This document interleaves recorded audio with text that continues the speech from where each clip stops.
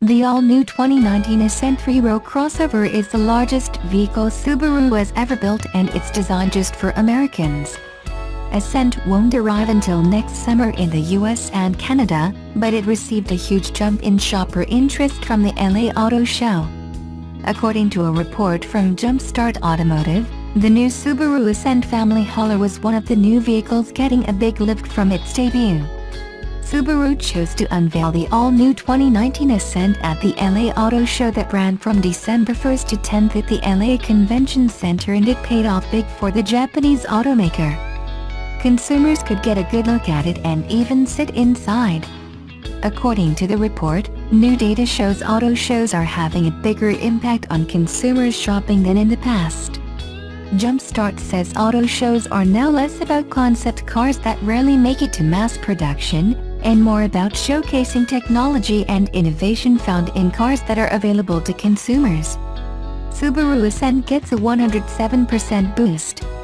Jumpstart says there were only 3 vehicles with a bigger jump in shopper interest that made their debut at the LA show: Jaguar XJR, Infiniti QX50, and Chevrolet Corvette.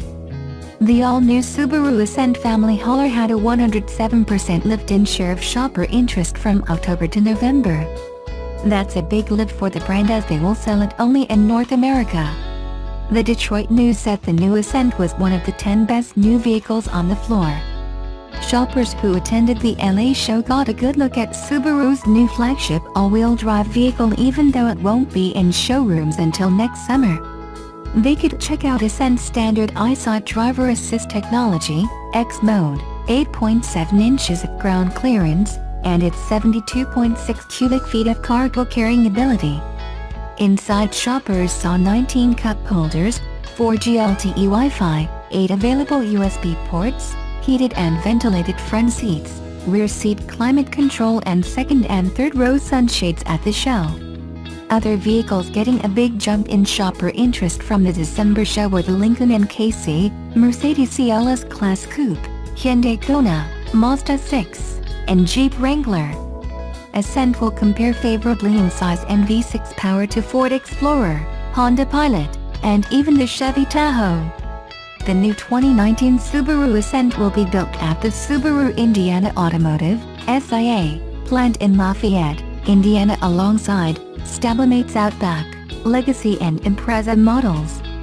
Subaru COO Tom Dahl said at the unveiling in LA, the family hauler will hit dealer Subaru showrooms in summer of 2018.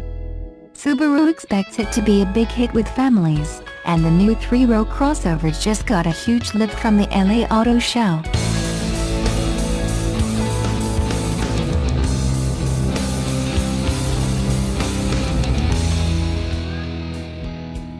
Earlier this week, United Parcel Service UPS placed the largest pre-order to date for Tesla's recently unveiled electric Semi.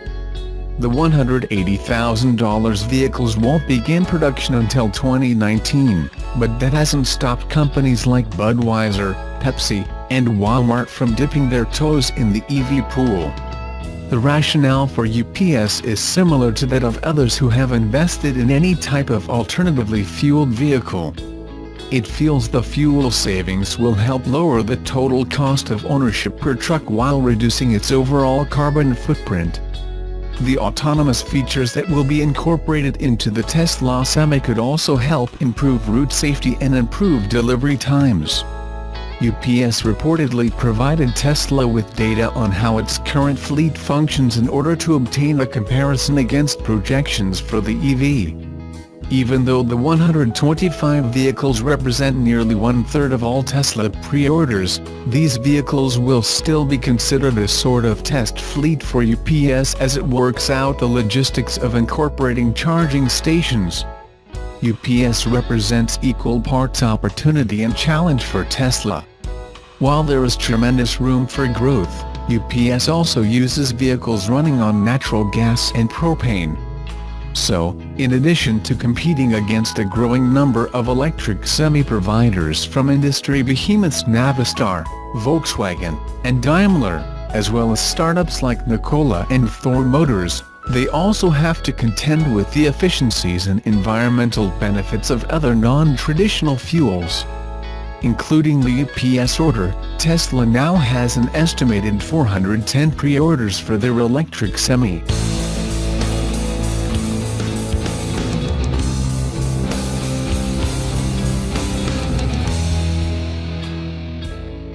Big freight haulers want some tryout time with Tesla's new semi-truck.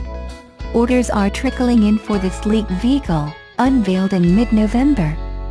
On Tuesday, United Parcel Service said it wants 125. Last week, PepsiCo ordered 100. Budweiser parent Anheuser-Busch reserved 40. Sysco, the big food distributor, wants 50. Walmart ordered 15. That's peanuts compared with the 940,000 heavy-duty semi-trucks sold around the world each year, 238,000 of them in the US, and the Tesla truck won't be available until 2019 at the earliest. But it's a strong start for a new entry in the semi-market. And it proves that major freight operators, intent on cutting costs without degrading service wherever possible, are taking the Tesla Semi seriously. The early fleet buyers will begin real-world testing after they buy their trucks.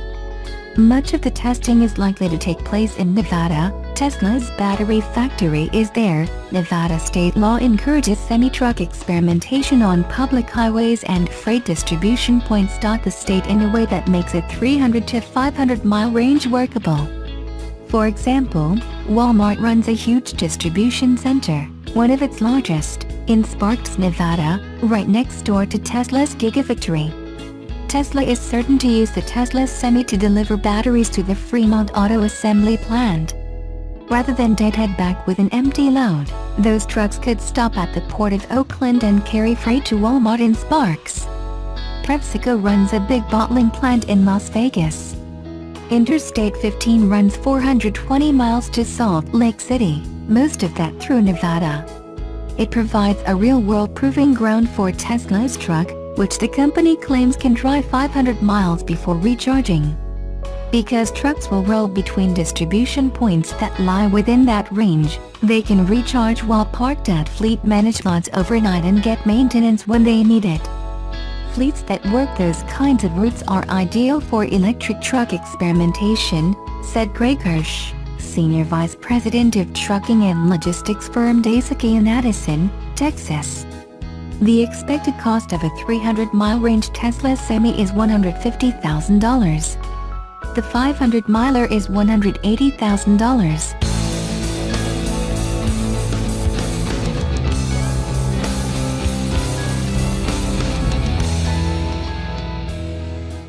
Tesla has locked up a number of reservations for its all-electric Tesla semi-truck, some of which have become public, including Anheuser-Busch, PepsiCo and Walmart. But those truck reservations, which now cost about $20,000 a pop, were limited to North American customers. Tesla recently updated its Tesla Semi reservations page to officially, and publicly, open it up to new markets, including the Netherlands, Norway, and the UK. Technically, at least one European company, Italy-based trucking company Furcam, secured a reservation in the week following Tesla Semi's launch. But the company made the order through its US partner MAU, which will receive the truck in New Jersey and then export it, Transport Europa reported in November. The company's move into the European market has been expected. Jerome Gielen, who leads Tesla's trucking program, gave a presentation last month in the Netherlands. A video appeared on Reddit and was later reported by Electrek. But with the reservations page officially updated, this will likely mean more orders, some of which might become public. Since some companies might not announce their reservations, it's impossible to put an accurate figure on just how many Tesla has racked up.